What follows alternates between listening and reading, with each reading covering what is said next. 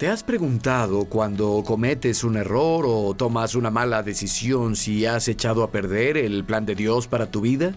Algunas personas sienten que han arruinado su futuro por las malas decisiones que han tomado. Vamos a explorar eso un poco en este mensaje. Las malas decisiones que las personas toman, las equivocaciones que cometen han descarrilado el plan de Dios para su vida. Creo que encontrarás esto muy, muy esclarecedor.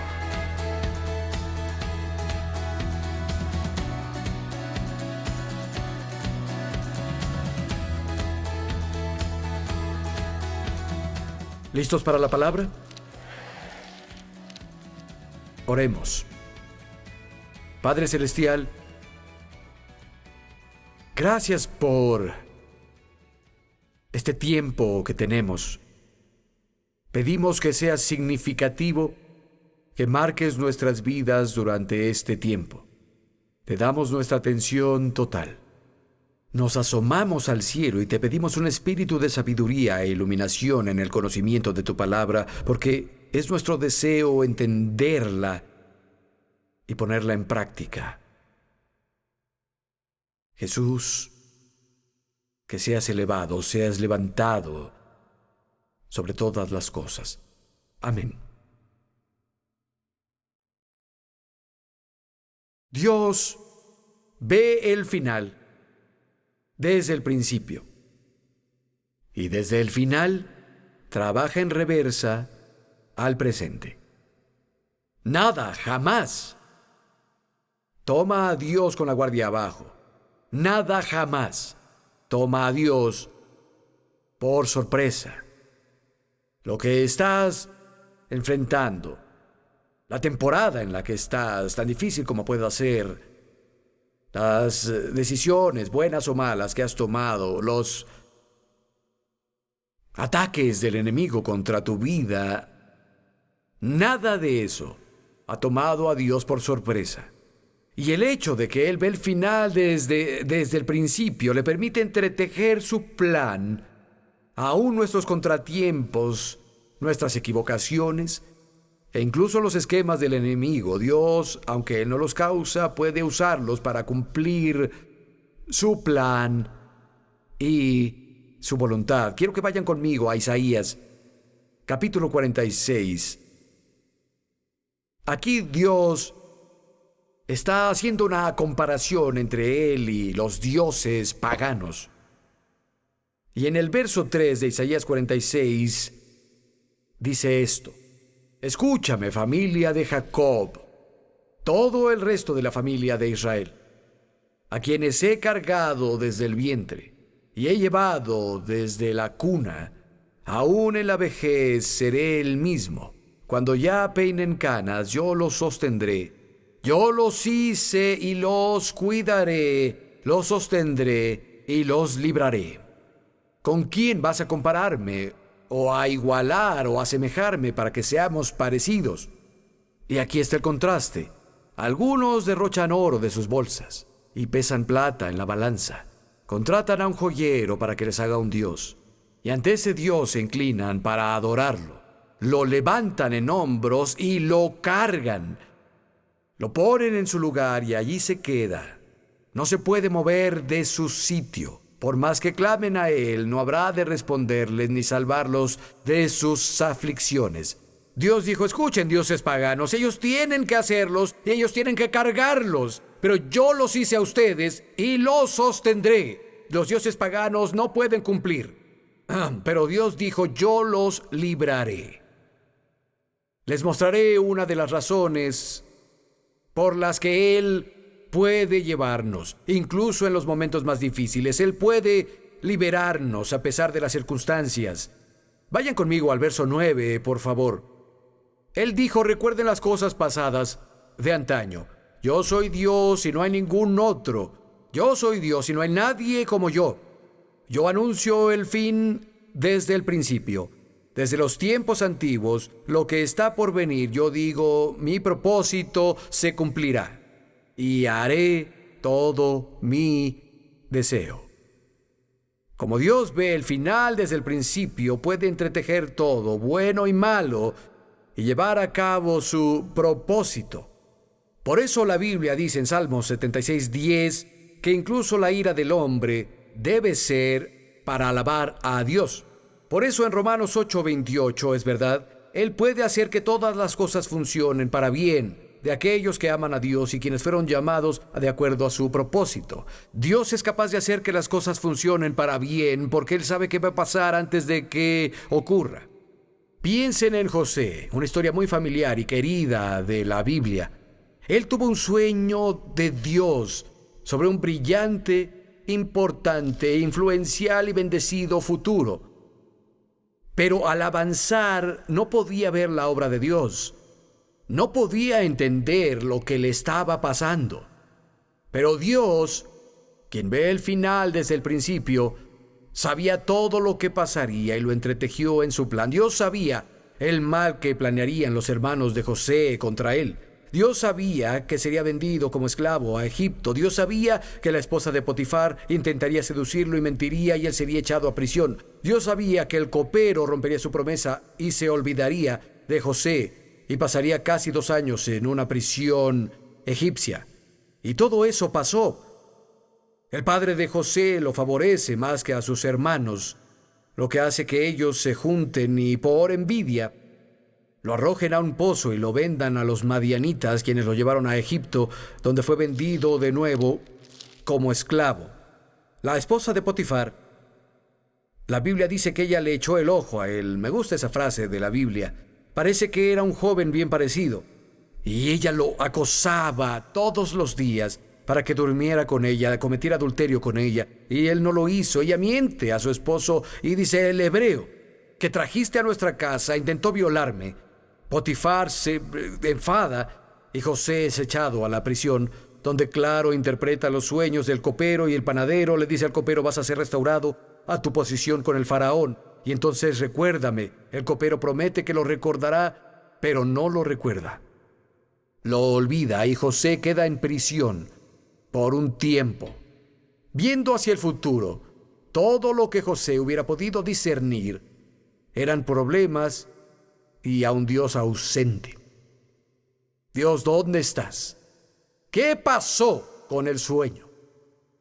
¿Qué pasó con la bendición, la influencia y las cosas buenas? ¿Dónde has estado todos estos años? Pero ¿sabes qué? Viendo hacia atrás, José pudo ver la bondad de Dios y hubiera entendido que el plan de Dios se desarrollaba. Fue vendido por sus hermanos, sí, pero así llegó a Egipto, donde aprendió el lenguaje egipcio, que era totalmente esencial para que él cumpliera su destino.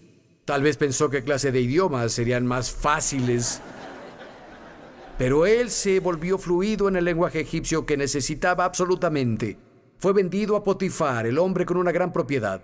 José dirigió todo eso y desarrolló habilidades de administración y organización que eran esenciales para su destino.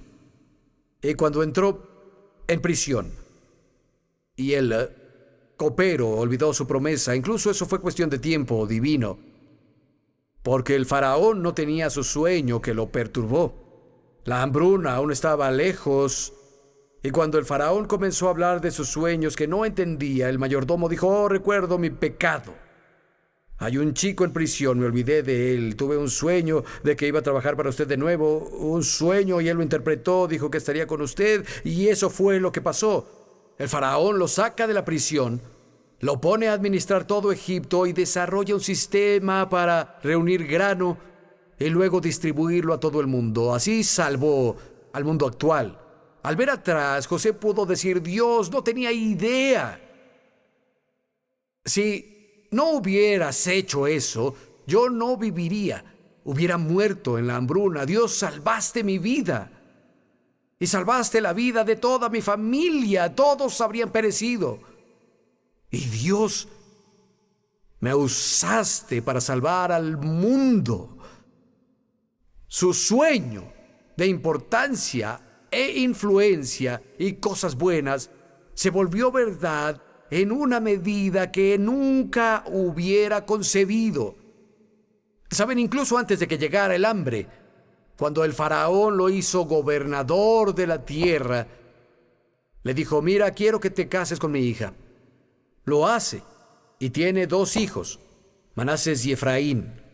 Manasés significa olvidar.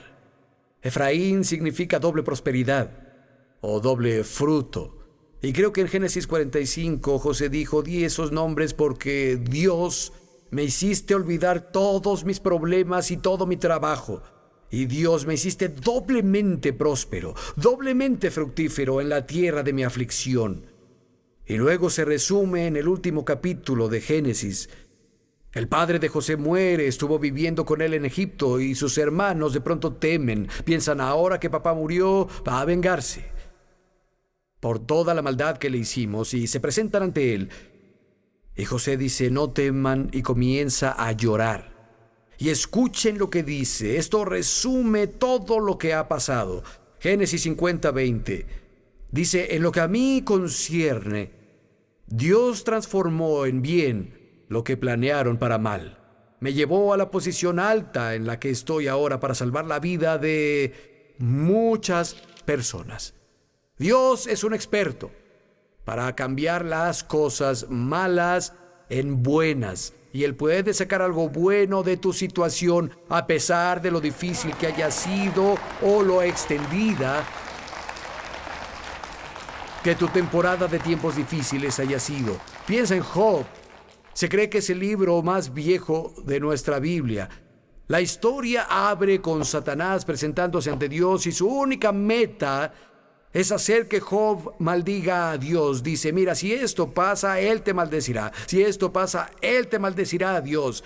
Y Job pierde toda su riqueza, pierde su hogar, pierde su posición en la comunidad. Y todos sus hijos murieron en un solo día por un raro accidente. Al día siguiente, Job pierde su salud. Y la Biblia dice claramente que Satanás era el responsable. Job 2:7 dice: Satanás hirió a Job. Satanás fue quien combinó los elementos y causó el accidente raro que le pasó a sus hijos. Eso fue claro. Satanás es quien alentó a los enemigos de Job, hizo que perdiera su riqueza. Satanás es quien lo hirió con la enfermedad. La Biblia es muy clara. Así que Job está sentado. La Biblia dice que en un montón de basura. Su vida está arruinada. Tiene un pedazo de vasija y se está rascando las llagas de la piel. Y su esposa, por el trauma que está experimentando, perdió a sus 10 hijos en un día. Perdió su hogar. Perdió a sus amigos. Ella perdió todo. Y saben, el diablo es malvado. Se aprovecha de las personas en su fragilidad y en su debilidad emocional, y él se aprovechó de ella y habló a través de ella. Y la esposa de Job va a decirle lo mismo que Satanás intentó hacer que Job dijera. Ella dice: mira, Job, maldice a Dios, termina con esto. Y muere. Fue un mal día para Job. ¿Saben? Al leer la historia, pienso que a veces no nos damos cuenta que Job no sabía que Satanás estaba detrás de todo. No podía ir a Job capítulo 1 y descubrirlo. No sabía. Pero nosotros sí. Algunos capítulos adelante, Job se vuelve un poco amargado, y más adelante en la narrativa incluso acusa a Dios de ser injusto e inocuo, y hacia el final del libro Dios mismo se presenta y endereza a Job y endereza a sus amigos. Les dice que todos están equivocados sobre las cosas que dijeron al culpar a Dios, y Job dice: puse mi mano en mi boca y no he hablado sin conocimiento. Y luego Dios cambia por completo las cosas, y es interesante, la mayoría de los eruditos de la Biblia estiman que los problemas de Job duraron un máximo de 9 meses. No fue perpetuo. De hecho, creo que pudo haber durado mucho menos, porque el 95% del libro es una conversación que toma lugar en un día. Y Dios bendice a Job.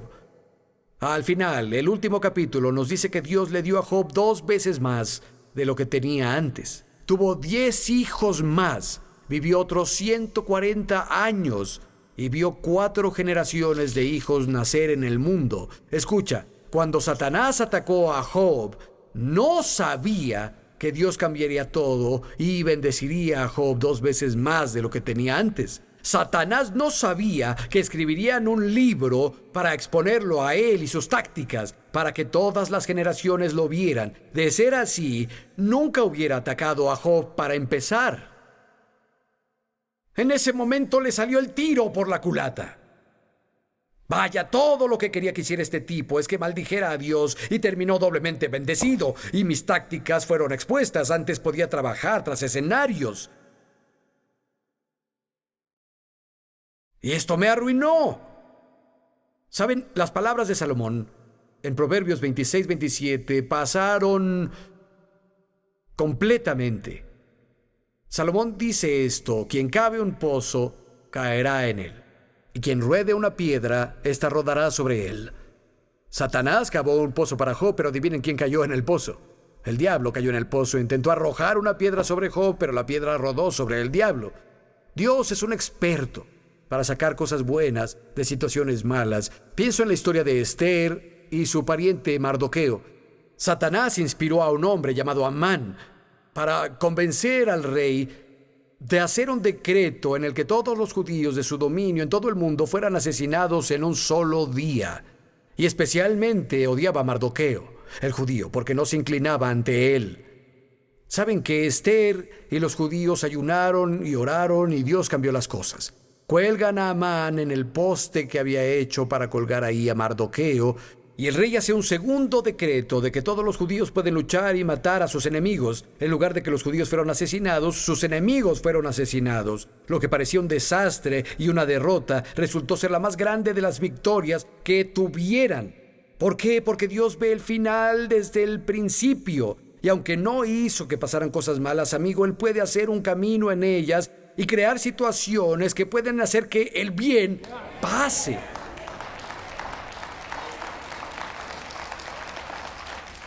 Vamos a pasar al Nuevo Testamento. Piensen en el apóstol Pablo. Fue acusado falsamente, en prisión, obligado a presentarse ante el César. Y ahora lo llevan a Roma encadenado, prisionero. Pareciera que su ministerio se había paralizado. Pareciera que su influencia había disminuido. Pareciera que su éxito como predicador se había frustrado y el evangelio se dificultó. Espera, ¿Dios esperaba que eso pasara? ¿Eso tomó a Dios por sorpresa? No como lo toman tus situaciones, incluso tus resbalones. Dios lo sabía. Y no me malinterpretes, Dios es un Dios de protección, pero no he conocido a nadie que esté al 100% en ese aspecto. Nunca he conocido a nadie que no haya dado un paso en falso o nunca haya fallado en un momento u otro en escuchar el susurro del Espíritu de Dios. E incluso cuando cometemos errores, e incluso cuando algo sale mal, Dios sabe desde antes y es muy grande para entretejerlo en su buen plan si mantenemos el corazón apuntando en la dirección correcta. De hecho, cuando Pablo fue salvado en el camino a Damasco, Dios envió un joven discípulo llamado Ananías a hablarle. Ananías discute y dice: oí que es un mal tipo, y Dios dice: no, ve a hablar con él. Es mi vasija escogida y va a llevar mi nombre a los gentiles, a los reyes y ante la nación de Israel. Bueno, sí fue testigo ante los israelitas, sí fue testigo ante los gentiles, pero ¿y los reyes? Sí, también hizo eso. Se paró frente a Agripa, quien tal vez no fue el único, pero tenemos el registro de Agripa. Y la única vez que Pablo fue testigo y compartió el evangelio a reyes fue cuando estuvo en cadenas y prisionero. Obviamente no tomó a Dios por sorpresa, porque Jesús le profetizó eso a Ananías. Saben, básicamente unas horas después de que Pablo se convirtió en discípulo. De hecho, vayan conmigo, por favor, a Hechos capítulo 19. Hechos capítulo 19. Y verso 21. Después de todos estos sucesos, Pablo tomó la determinación, pasando por Macedonia y Acaya, de ir a Jerusalén. Decía, después de estar ahí, debo visitar Roma. Pablo no estaba diciendo, vaya, me gustaría ver el Coliseo. Eso sería maravilloso. No, dijo, debo ir a Roma. Y lo tomó del Espíritu Santo, se lo propuso en el Espíritu. Y ¿saben qué? Hay cosas que debes hacer. Y si escuchas al Espíritu Santo, sabrás que las hay. Hay lugares donde debes estar cuando se trata del plan de Dios para tu vida, y el Espíritu Santo te hará saber esas cosas. Esto tuvo lugar antes de que Pablo fuera arrestado. Esto tuvo lugar antes de que estuviera encadenado. Pero vayan conmigo al capítulo 3, esto es después de su arresto. Hechos 23 y verso 11. A la noche siguiente el Señor se apareció a Pablo y le dijo, toma ánimo, así como has dado testimonio de mí en Jerusalén, es necesario que lo des también en Roma. Jesús le está diciendo, bueno, ve a Roma, lo entendiste bien antes. Ahora, parece que el hecho de que Pablo fuera prisionero, que había sido acusado injustamente y se había presentado ante el César, e ido a Roma a pararse frente al César, parece que eso no tomó a Jesús por sorpresa. Parece que Jesús lo había entretejido en la tapicería del plan de Dios para la vida de Pablo. Pablo llega a Roma, reúne a todos los judíos, vienen y le dicen, mira, hemos recibido noticias de Jerusalén sobre ti, no sabemos nada, pero en cuanto a esa secta de seguidores de Jesús, vaya, hablan en su contra en todos lados, dinos lo que tú sabes. Y Pablo predica a Cristo desde las Escrituras del Antiguo Testamento. Se lo predica a todos los judíos y luego retomamos en el último capítulo del libro de Hechos, capítulo 28. Y vean los dos últimos versos de ese capítulo. Pablo sigue en custodia. Hay un guardia romano con él todo el tiempo, pero lee lo que dice, verso 30. Pablo permaneció 2 años completos en la casa que tenía alquilada y recibía a todos los que iban a verlo. Y predicaba el reino de Dios y enseñaba acerca del Señor Jesucristo sin impedimento y sin temor alguno. Su ministerio allí en Roma es muy fructífero y de hecho no tenía obstáculos. Y quiero mostrarles lo fructífero que era. Vayan al libro de Filipenses, por favor. Pablo está ahí en Roma, en su propia casa rentada, mientras estaba en custodia en Roma. Y escribió varias cartas, se conocen como sus epístolas de prisión. Una de ellas es el libro de Filipenses, escrito en la iglesia de Filipo que él y Silas fundaron, y que consistía en Lidia y su casa, el carcelero filipense y su casa, y sin duda había crecido, pero ellos eran el núcleo de su iglesia, y Pablo le escribe esto a ellos, los que habían fiel y consistentemente apoyado su ministerio. Verso 12 de Filipenses 1. Quiero que sepan, hermanos, que lo que me ha pasado ha contribuido al avance del Evangelio. Se ha hecho evidente a toda la guardia del palacio y a todos los demás que estoy encadenado a Cristo. La mayoría de los hermanos en el Señor, confiados por mis cadenas, se han atrevido a anunciar la palabra de Dios sin temor. Pablo dijo, oigan, contrario a lo que tal vez oyeron, el Evangelio ha sido expandido, porque Dios trabajó a través de las cosas que pasaron. Y dijo, todo el palacio de la guardia, literalmente toda la guardia pretoriana, son los griegos. La guardia pretoriana era la tropa de mayor élite en toda Roma. Ellos estaban a cargo de toda la ciudad de Roma y ellos eran los guardaespaldas personales del emperador. Él dijo que toda la guardia pretoriana había sido evangelizada. Y luego dijo, ¿y todo el resto? ¿A quién se refería? No estamos seguros, pero debe ser importante. Pero ¿saben qué? Tenemos una clave. Vayan conmigo al capítulo 4 y verso 22. Filipenses 4, 22. Dijo, todos los santos les envían saludos, pero especialmente los de la familia del César.